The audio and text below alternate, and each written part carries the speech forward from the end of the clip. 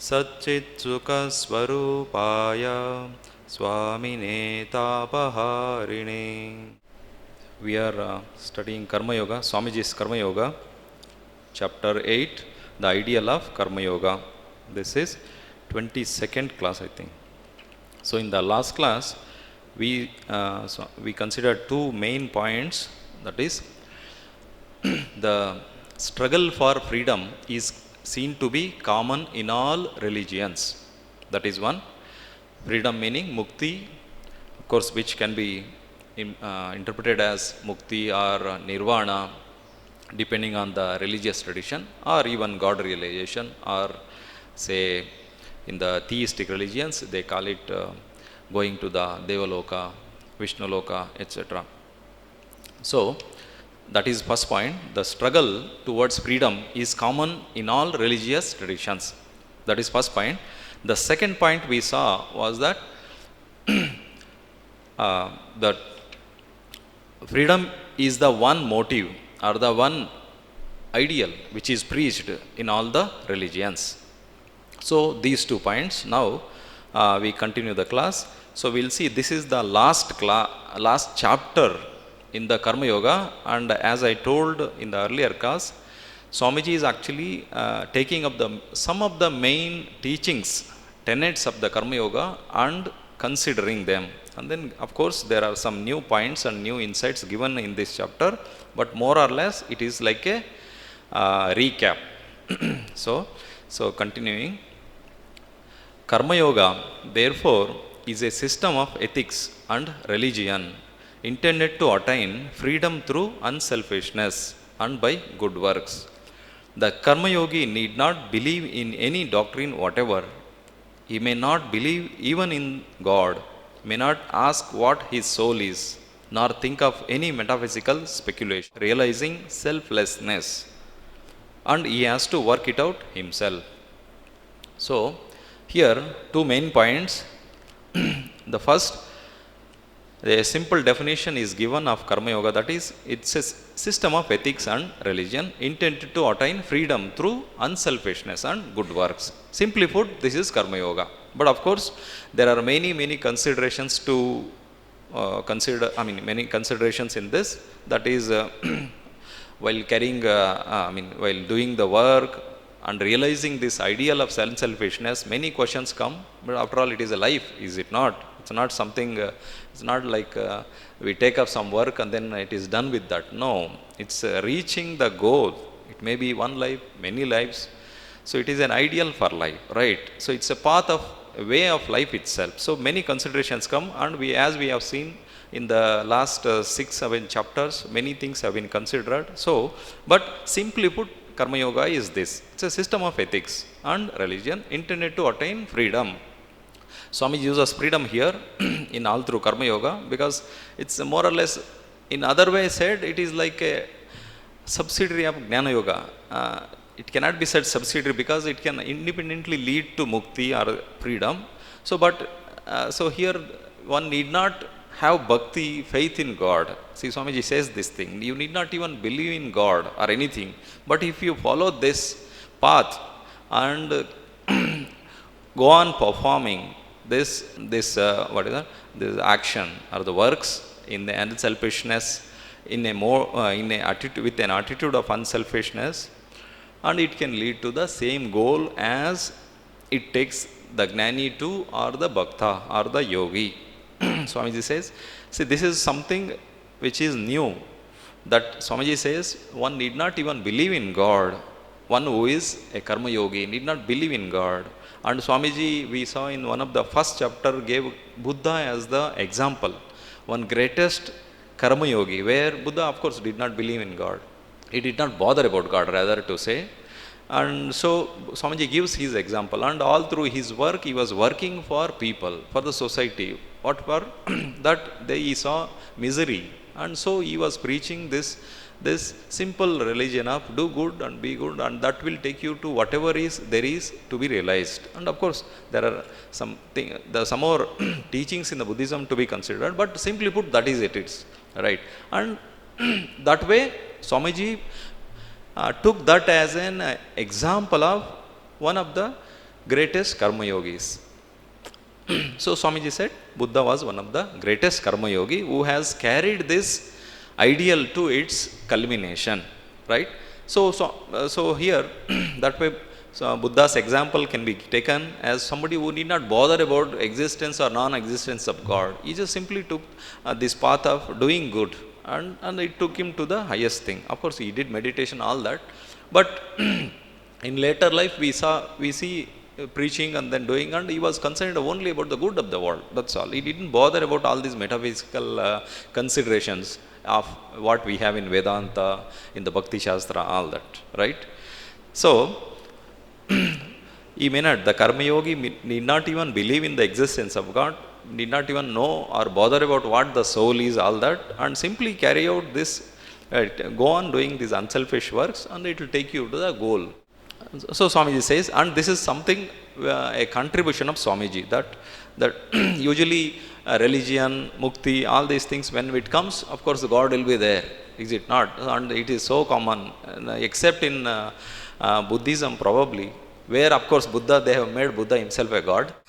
So, but other than that, in every religion, God is a central figure, central element, right? So, continuing, every moment of his life, the Karma Yogi's life, must be realization, because he has to solve by mere work, without the help of doctrine or theory, the very same problem to which the Gnani applies his reason and inspiration, and the Bhakta his love. So, every moment of Karma Yogi's life must be realization, meaning it must be sadhana and progress. We use the word sadhana, but it is, see, usually those the Karma Yogis so far who have been seen, so they are driven by some, are motivated by some higher ideals.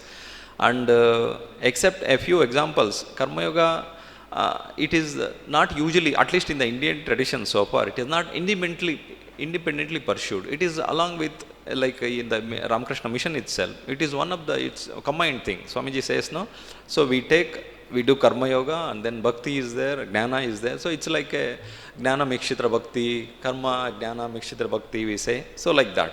But Swamiji says it can be an independent path also, right?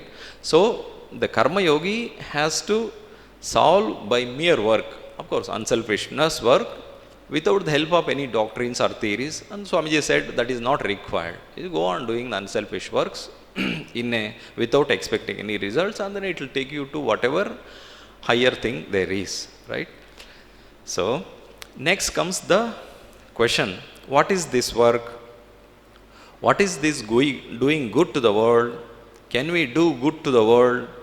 In an absolute sense, no. In a relative sense, yes. No permanent or everlasting good can be done to the world. If it could be done, the world would not be this world. So, this point was elaborately considered in earlier 2-3 chapters. Can we do good to the world? Yes or no? In an absolute sense, no, because world remains what it is. In doing good to the world, we do good to ourselves. This is the main theme. One of the teaching which Swamiji considered in very detail. The world remains as it is. We do on doing good. In the process, we perfect ourselves. World will not become perfect. World is perfect in its objective. So, Swamiji said 2-3 places, that is, world is a gymnasium where we come to make ourselves perfect. This is what it is fitted for, world. Especially during Swamiji's time, there are number of movements in the Europe as well as in America. Their goal is to do good, and they say, and many of them believed, probably it is an offshoot of some of the Christian tradition or something, that go on doing good, and at some stage there will be only good and there won't be any evil. No evil meaning no misery or any problems, no troubles. That is the proposition. But Swamiji, so this is the proposition that Swamiji takes this, and number of places he says the impossibility or the falsity of this thing. And here we consider, of course, some of the points which Swamiji has already raised, and some more new objections Swamiji will take up now and proves how it is an impossibility that in an absolute sense there is no improvement of the world. In a relative sense, yes, to some extent you do good here, something else will be would have broken. So it's like moving from we solve something here, but somewhere else it would have impacted, right? So Swamiji gave the example of simple thing. Somebody is speaking, the very act is killing some microbes, right? So our mere existence would be crowding out some of the lives. These are some of these words we saw in the previous chapter. So it goes on like that. In a relative sense, yes. So when we say relative sense, it is in a short term way it can be done. So that is one in the macroscopic manner when society or the world is considered. In the other sense, for a person, yes. But society as a whole, there is nothing like doing good. It will becoming perfect at some day. In a relative manner, in a short term it may be, but in a long term it cannot be. Absolutely no. It will remain as it is. So, but the individual, the person, there it can be seen. He can improve by doing. That is the thing, right? So, but by doing good, we improve. We become perfect, not the world. So, that is the meaning. No permanent or everlasting good can be done to the world. If it could be done, the world would not be this world. How it is? So this point Swamiji explains further in the whole of this page. We may satisfy the hunger of a man for 5 minutes, but he will be hungry again. Every pleasure with which we supply a man may be seen to be momentary. No one can permanently cure this ever-recurring fever of pleasure and pain. So, simply taken, if let's say there are many alms houses, charitable activities, so it is a recurring thing, is it not? Hunger, thirst, disease, all these things, recurring things, depending on the people and their karma, and generally speaking, people are even living beings, these are recurring things. So, that is why in the Indian tradition, the dana or the charity, the 4 or 5 types, lowest is the supply of food. Next comes the gift of life. Higher to that comes gift of learning. Highest is spiritual learning. And why it is highest? Why it is highest? By the gift of spiritual knowledge, he will solve the problem of life and death itself. Right? So next lower is the gift of jnana or learning, the vyavaharika learning, whatever our secular learning. By that, the person can stand on his own legs and then take care of his life. Right? Lower to that is the gift of life, by which he can live. And the lowest type is the supply of food and all these material needs. Why? Because it will only last for some time. Afterwards, again, he will be beset with the same issue, right? So, we have not removed the need altogether. We have removed the need only for a short duration. That is why it is lowest type. Highest is spiritual, because by that we solve the problem of life and death itself, right? So, that is why it is the highest dana. Now, so the reflection of this here, that hunger, thirst, pleasure, pain, these are all recurring things. We remove and it will recur again. It will be so. It is true with a person as well as with the society. Now, so continuing, can any permanent happiness be given to the world? In the ocean, we can raise a wave. We cannot raise a wave without causing a hollow somewhere else. The sum total of the good things in the world has been the same throughout in its relation to man's need and greed. So, it cannot be increased or decreased. So, again 2 points here. So, Swamiji has given an analogy of an ocean. We cause a wave. So, how does wave go? Somewhere the water rises, and the water to rise here, the wave to rise here, it has to create a hollow somewhere. It is simple. It is as simple as that. In society, we cause or create some good here. It will be that would have impacted elsewhere. Simple as that.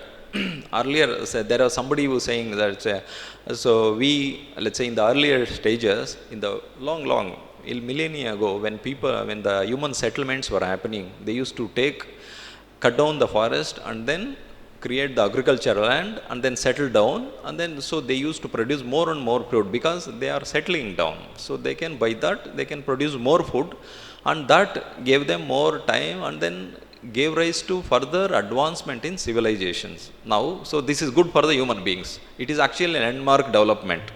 In the civilization, if we speak, it is a landmark development, that settling down in villages, etc., and cultivating agriculture, all these things, and being able to produce more food. It is a landmark development for human beings. But you see the side effect. Forest is cut down, the habitat for animals is gone, right? So we are causing some problem to some other living beings, is it not? So where is the absolute good here? We cure somebody, but it would have caused some harm, something else. So in a larger full picture, there is nothing. We drive the problem from here, we take out here, and it will go elsewhere, right? So this goes on.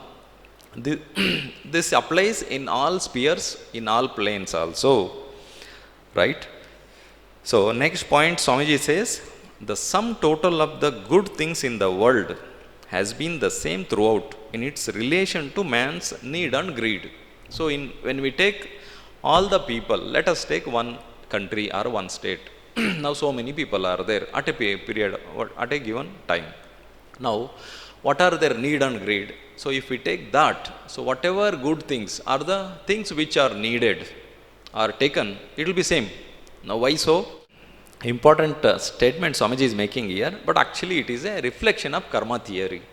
So if there are people mane, so we'll go to the fundamental teaching of the karma yoga. When a person is taking birth, whatever the experience the person is going to have in the whole life is already decided, and the person will take birth in such a situation where his karma can work out.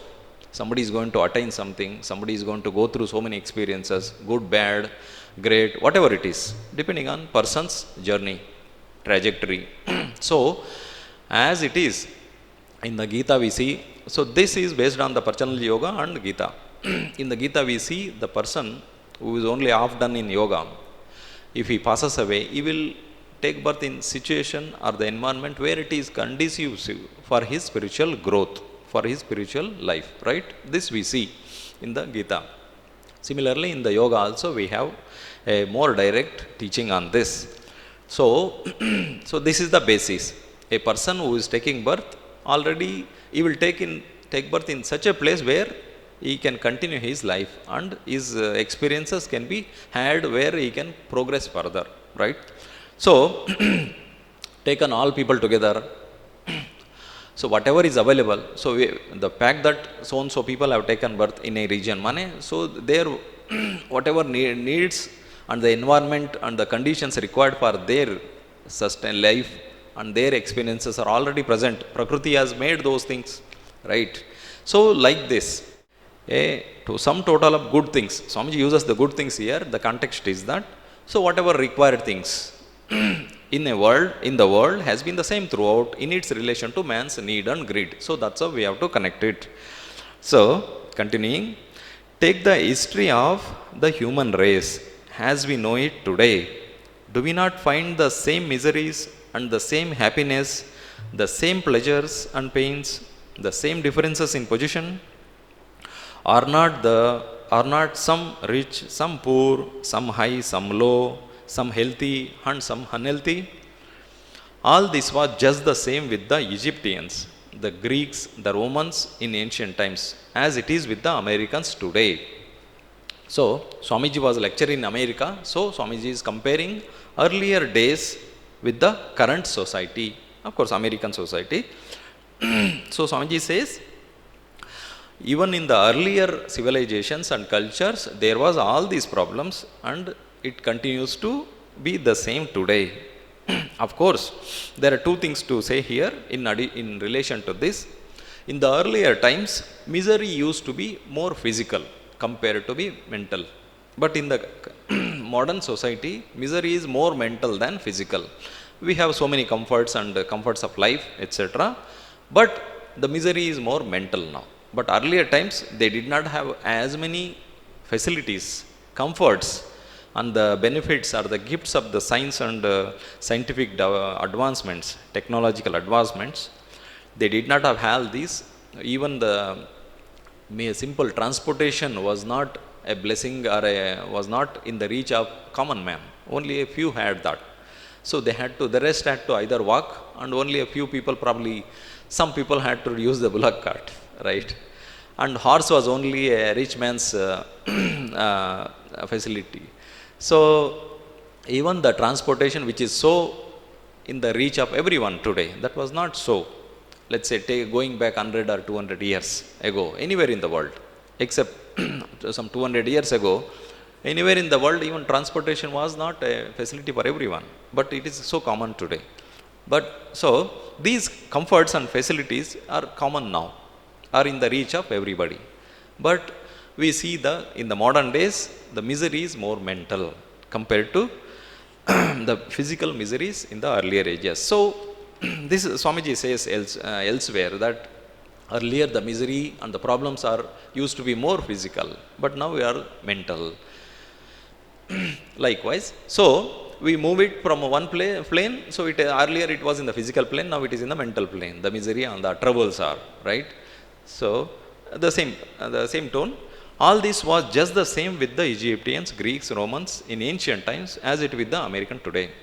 So far as history is known, it has always been the same.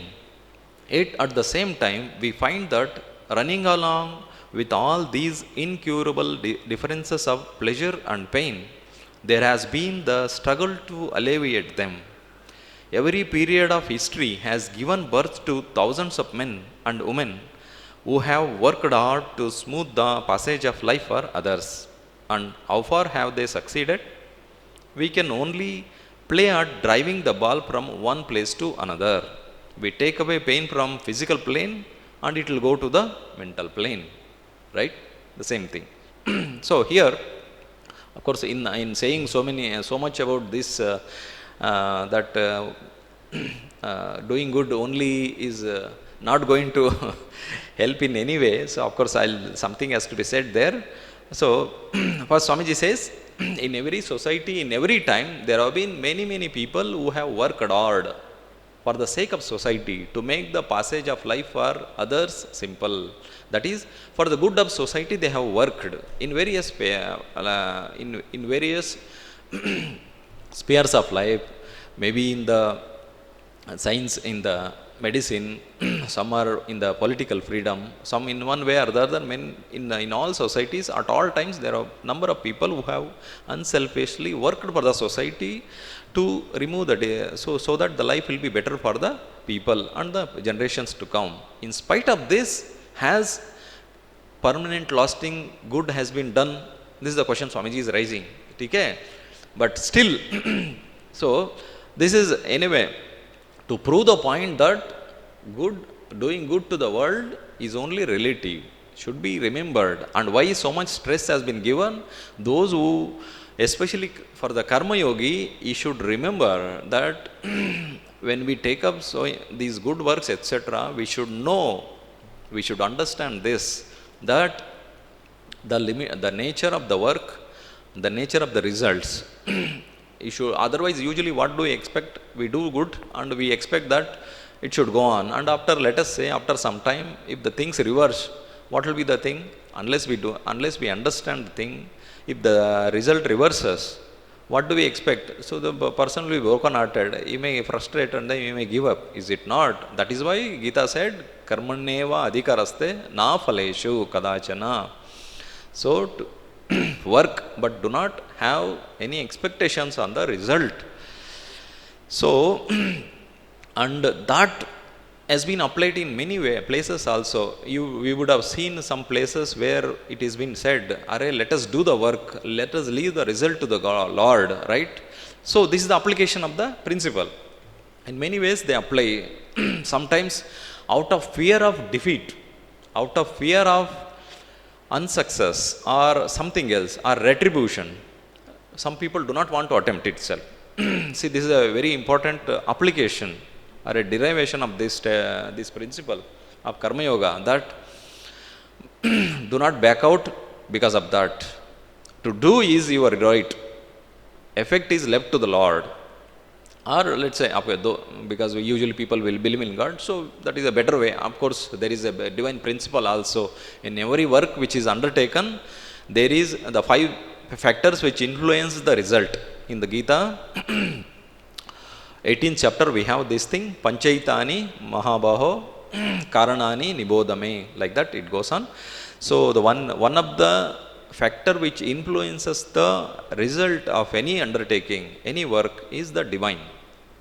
Other 5 are, of course, the person who is doing, the instrument, the place, time, all that counts. The 5th one is the Daivam Chaivatra Panchamam. The 5th is the Daiva. Divine also matters there. Why divine matters? So I do one work, of course it has some relation to the society, is it not? Right? So when the society is related, so that also is influencing. I do a work, is it independent? Mostly not. If not society, some microorganism or Prakriti is there, right? So it has some relation to the Prakriti. If I do a work now, so I may be causing some harm or do good or something else, right? I am influencing the Prakriti by my work. So what will be the result there? That Prakriti or the God, so it is in this case they are both one and the same. They have a say, right? So coming back here, so don't bother about the result. Of course, this has to be properly understood when I say don't bother about the result. So in that cases where I said, when we hesitate to take up a work, just fearing the failure or side effect or whatever it is, or retribution, but people should take leaving the result to, of course it should be taken in the right spirit and then carried on as if you are going to in the proper spirit and then in the good meaning, so it should be carried on. So that is the thing. That is one of the application of the principle of Karma Yoga, Karmanevadikaraste. So similarly here, though it has so much has been said that in doing good it cannot be done, or the lasting good cannot be done, it is a understanding that the person who doing these unselfish works, it is an understanding for him to go on doing, but do not expect the results. Of course, do in the right spirit as it should be done with all the energy and all the inspiration, but what result it will have, but do not expect. Let's say usually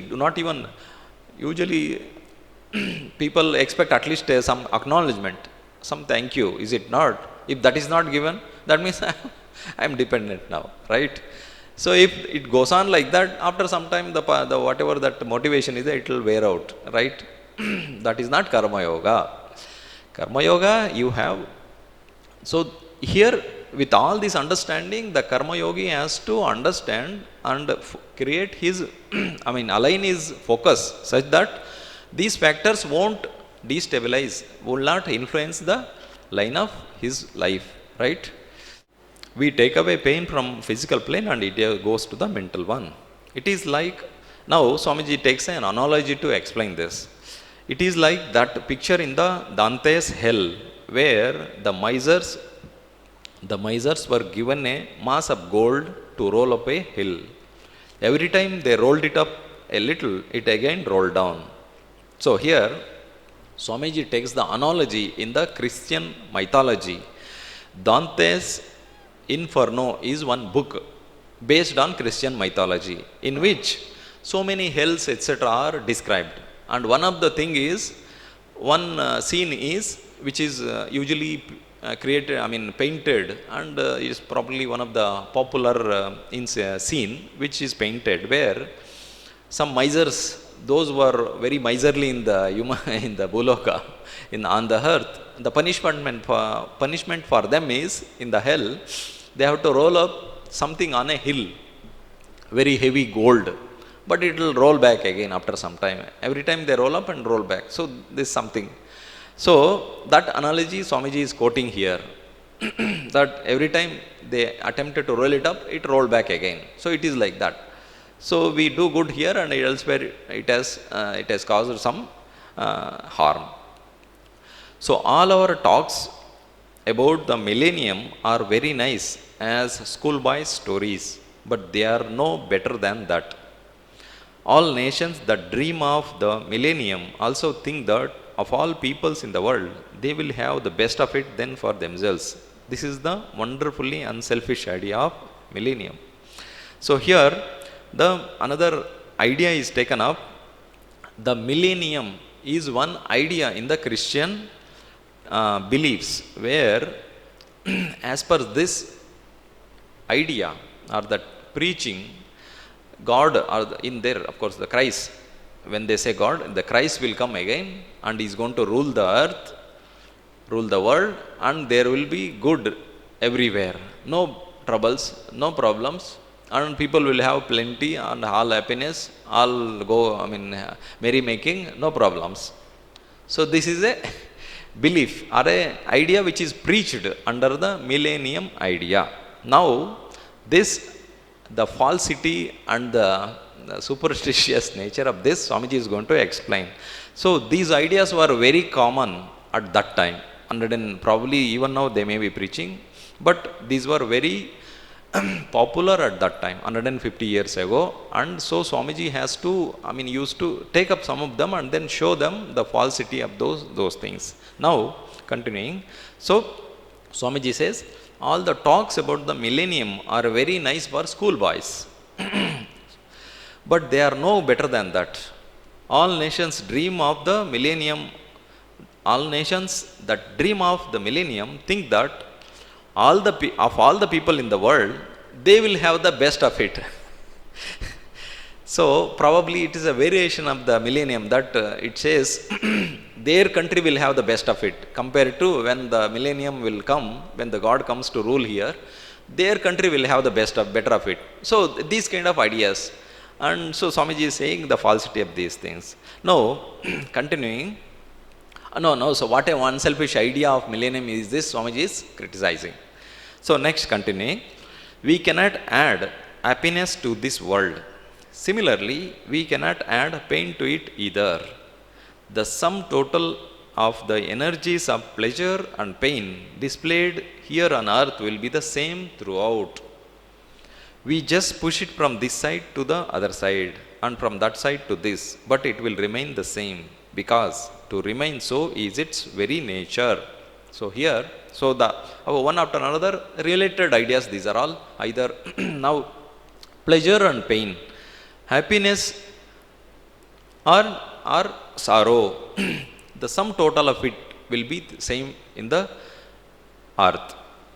You push it from one place, and so it will be, so you take it, so it will manifest in the reverse way in the other one. And the thing to consider here is, pleasure, pain are only relative things. The same thing, when something which is good for somebody may be bad for the other person, right?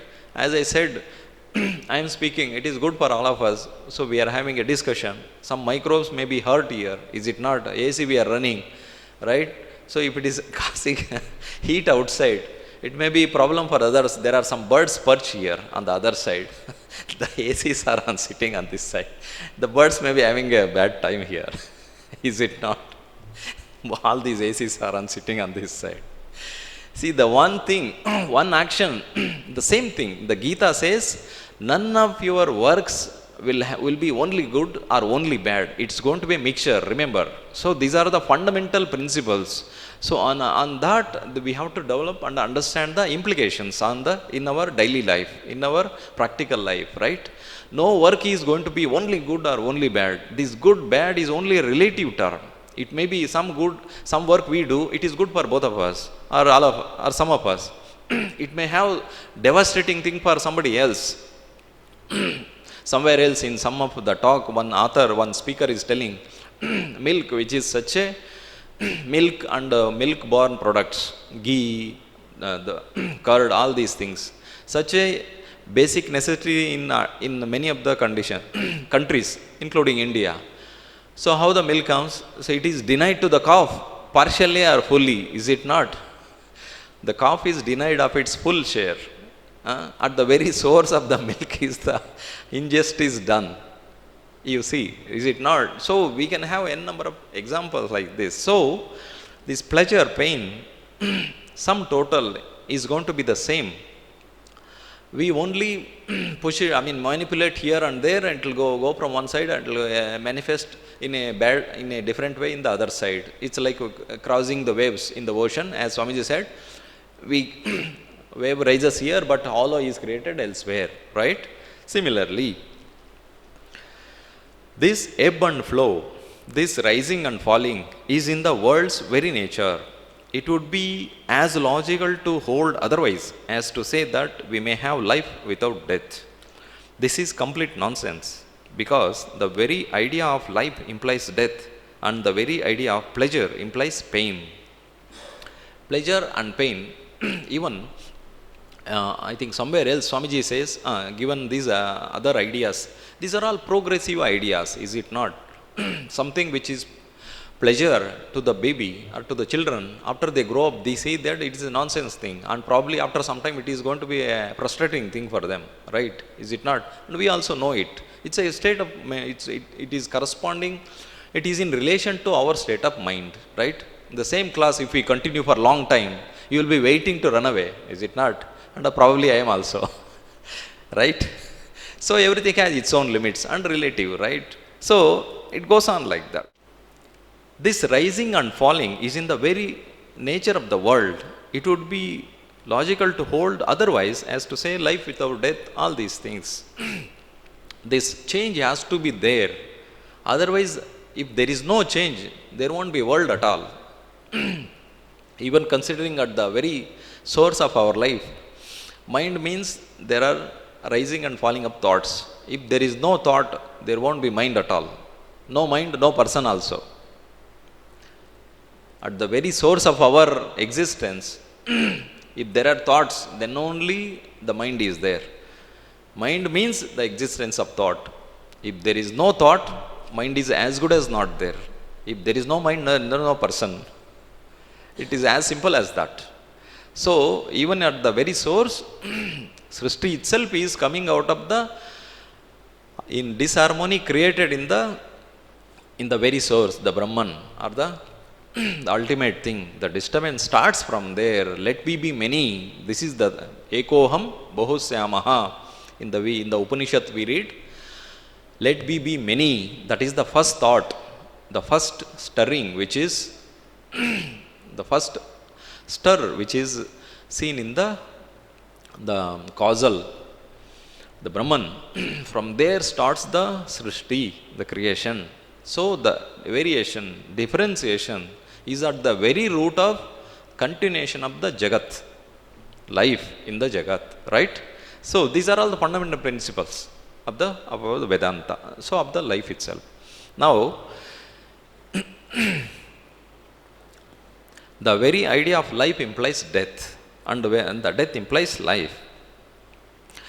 The lamp is constantly burning out, and that is its life. If you want to have life, you have to die every moment for it.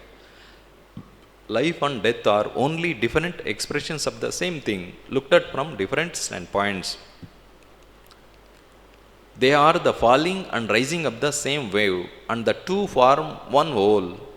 One looks at the fall side and becomes a pessimist. Another looks at the rise side, becomes an optimist. So here, Swamiji said, the lamp is constantly burning out, and that is life. If you want to have life, you have to die every moment for it. So it's basically here Swamiji says it's things are non-eternal. They have some life, is it not? Even the non-organic things, those which are the jivas, etc., living beings, because they have some lifespan, so it is easy to understand. Oh, they live for these many years. Typically speaking, generally speaking, afterwards they die. This is what we know. But it is also true that even the non-being living things also have some life. Life means span. After that they disintegrate. So even the so-called these plastic, etc., all of them have, because every compound, in the last class, in one of the earlier classes, Swamiji explained, every compound is held by some forces. When the force is withdrawn, it will disintegrate, right? So similarly, because ultimately the Jagat which has come will also go back, is it not? Which has come out will also go back. Similarly, so that is the basis of all these things. Everything has some lifespan. So all things are passing, not even eternal. So if you want to live, if you have to have life, you have to die every moment for it. That is, things are non-eternal. Life and death are only different expressions of the same thing looked at from different standpoints. Usually, so since this, the coming into being and staying for some time and going or disintegrating or withdrawing, this is a constantly recurring thing. So now we see only one side and we say, oh, there is life, and we see the other end and we see, oh, there is only death. But the point is, we have to consider the complete picture, full picture we have to take. That is the better way, and that will not either alienate or will not make us hopeless. So that is the jnana, right? To have the complete knowledge, and that will not have neither the the inspiration or the spirit of the young boy nor the frustration of the old man. That is the implication here. Swamiji will come to that. So one looks at the fall and becomes a pessimist. Another looks at the rising side and becomes an optimist. When a boy is going to school and his father and mother are taking care of him, everything seems blessed to him. His wants are simple. He is a great optimist. But the old man, with his varied experience, becomes calmer and is sure to have his warmth considerably cooled down.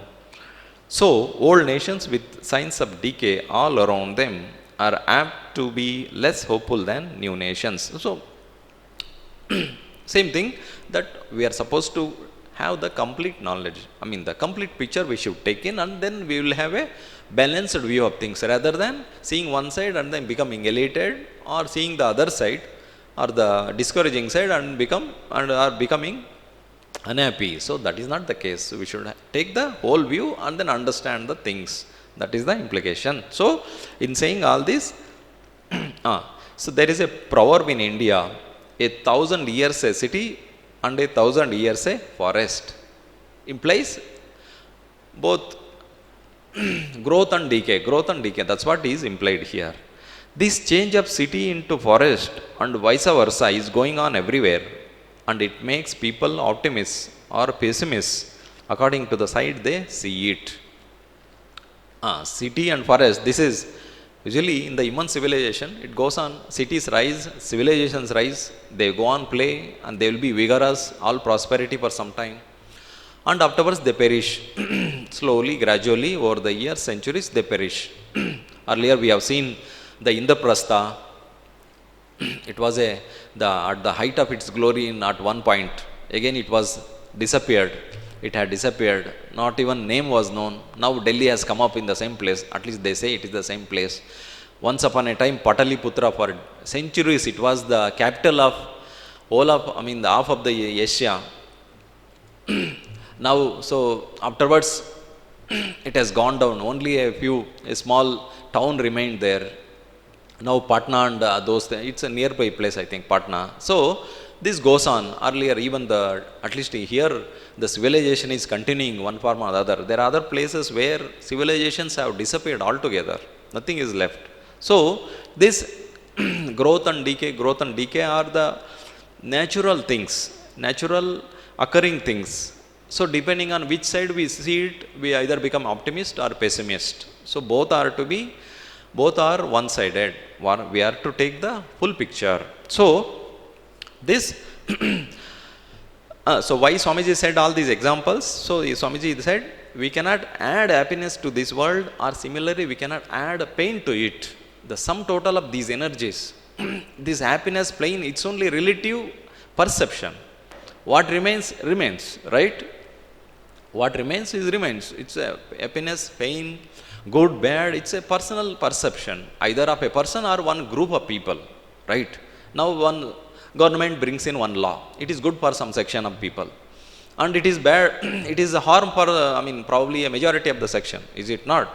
So it's, see how relative, how it could be, is it not? So it goes on like this. Continuing, the next idea we take up is the idea of equality. These millennium ideas have been great motive powers to work. Many religions preach this as an element in them, that God is coming to rule the universe, and that then there will be no difference at all in conditions. So as I explained, so now Swamiji takes up this, this idea of equality, and also this, this slogan of liberty, equality and fraternity, and so equates it to the society and then the things being considered here. Now, so this idea of the millennium ideas have been great motive powers to work, but and many religions preach this also. Swamiji said many religions, probably this Protestantism and then Catholic and some other religious movements were there. Small movements, say they were sects, subsects based on main Christian tradition probably. So they had this millennium idea in their doctrines, and that there will be no difference, all these things, right? So the people who preach this doctrine are mere fanatics, and fanatics are indeed the sincerest of mankind. Christianity was preached just on the basis of the fascination of this fanaticism, and that is what made it so attractive to the Greek and the Roman slaves.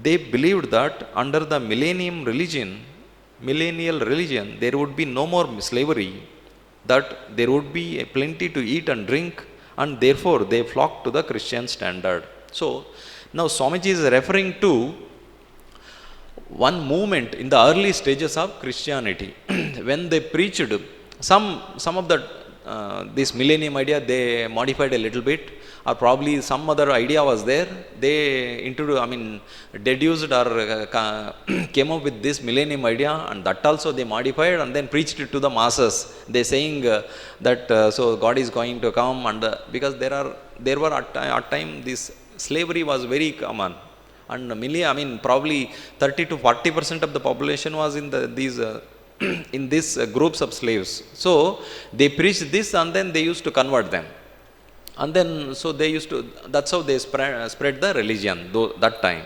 So Swamiji says, based on the fascination of this, many and all these the groups took up the religion and then flocked to it. But Swamiji says, now Swamiji used the one word, this fanaticism, sincere fanatics, they say. Sincere, why? They believed in it. Somebody has preached it, and the other, those who are spreading these things, they believed in these things. And why fanaticism? Fanaticism, the word itself means somebody who believes in something excessively to a unreasonable degree. Now, so with overzeal, somebody was taking these ideas and then spreading them. That's what Swamiji is intending to mean here. Those who preached the idea first were of course ignorant fanatics, but very sincere. So ignorant, why? It's a false thing. Is it not that God coming down? God may come and rule also. That is not impossible. But there will be only good, all happy, no problem. Is that first of all a possibility on earth? In the creation itself, it is not possible. That's what Swamiji wants to mention here. Right? That's what Swamiji wants to point out. So why all this, so many, past whole love class, this is going on is, those who are taking up these good works, their intention, why do we take up a good work? We want to solve some problem, do some good to the world, right? But remember, you people, the people who are taking up these ideas, that permanent good will not be done ultimately. You may do, it will be relative.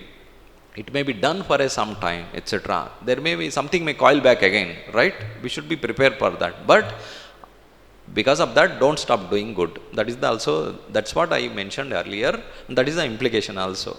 It came in the earlier, and it also comes next. Swamiji says this: just because we cannot do absolute good or a lasting good, don't stop doing good. Because in doing good, we do good to ourselves, and also of course society also needs.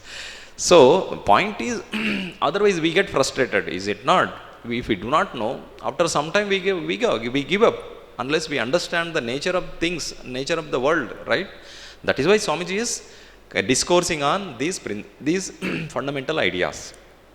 So they believed in this, and then they, Swamiji called their ignorant fanatics. Ignorant why? They did not know the truth of these things. Somebody gave them some idea just to spread the ideas, and they are going on with this, and that too with overzeal, they are spreading these things and converting people, probably, right?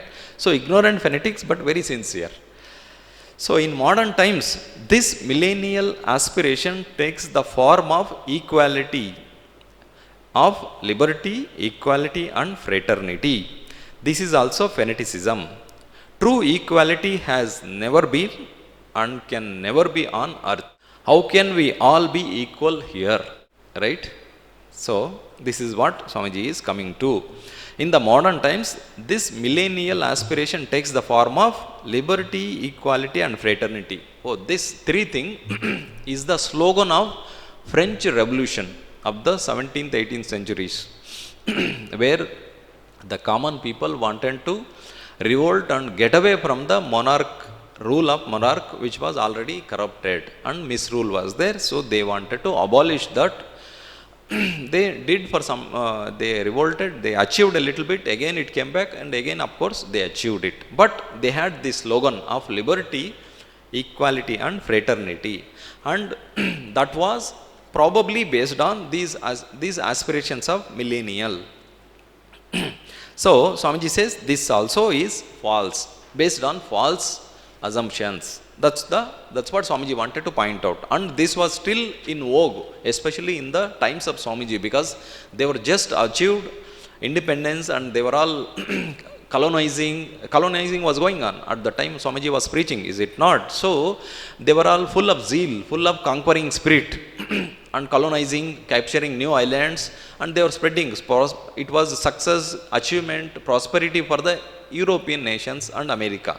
So in all these scenarios, so when Swamiji is taking up some of things, Swamiji is hitting at some of these false assumptions, right? So Swamiji says, here some groundbreaking things Swamiji is saying. True equality in the society has never been and can never be on earth, right? How can we all be equal here?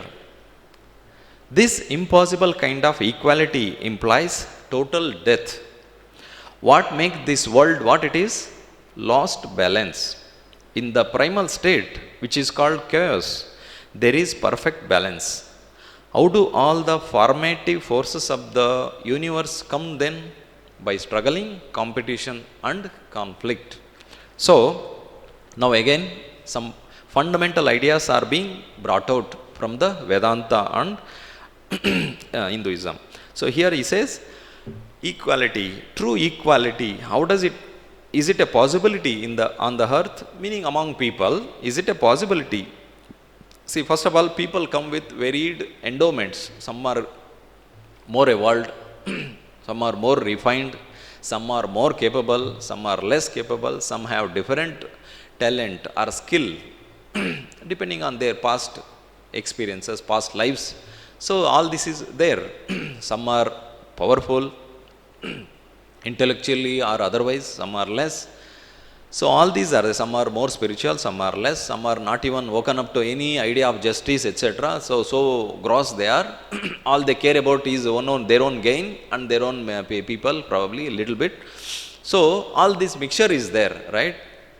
So, and current times is even a very good apt context for these things. So all they care about is their ego. Some of the people are only, all they care about is their own ego or their own considerations, right? Let the world go to dogs. So all these things, all these kind of sorts of variations are there. All sorts of people are there. Now, if this being, and this is how society goes on. So when we said world will be as it is, no permanent good can be done. See, these are all related. It's all going on. One thread Swamiji is taking and then taking the relative aspect, relative things, and Swamiji talking about them. So, no equal good or the true equality cannot be achieved here. Some people are coming, so people are taking birth and passing away, is it not? People are coming with their own endowments, past life, all that, all this is there. Permanent, Swamiji said, true equality has never been in the past and can never be in the future. So, how can we all equal here? This impossible kind of equality implies total death. That means sameness if it comes, when there is no variation. So how can there be any movement, any motive for work or any action, right? So it questions very existence of work and life and movement, everything, right? So it goes on like that.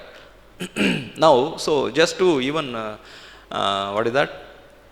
Even when the Srishti, even the Srishtis to start, the three gunas which are in perfect balance, that balance has to be cut. The moment smashes the balance, then only the creation can start. That is the very fundamental, the step in the very earliest step in the process of creation in the Hindu traditions, right? Now, this universe itself is possible, this continuing by the forces of struggle, competition and conflict, right? Swamiji says. Now, okay.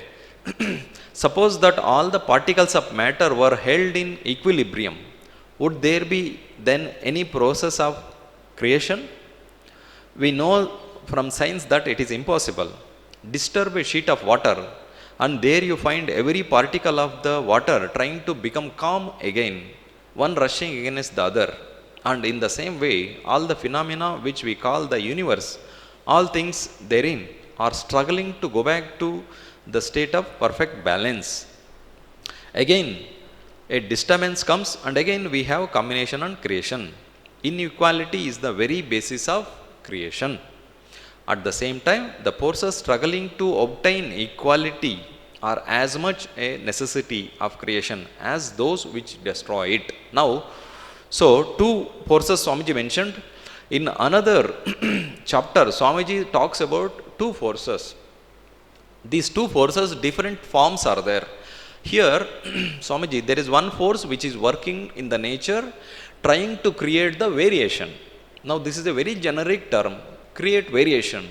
It could be, we can, when it work it out to our practical, it could be mean that which creates dharma also. The evil force also probably a product of this line. There is another force working in the nature, and the first one is actually which is starting in the beginning, it kick-started the creation, the Srishti, and then all the universe came, all these things happened, and then it continues also, this multiplicity, trying to create variation, this so-called creative force, they say, no. So it could mean even the creative faculty which is working is an echo of that. So there is one line, there is the other force which is working, which is trying to create the sameness, unifying force. These two terms Swamiji has used in another lecture somewhere. I took these terms from there. So elsewhere in Karma Yoga itself, Swamiji said all universe and the people, objects, even the insentient objects are trying to go for freedom. So this also one of these force which is actually driving it.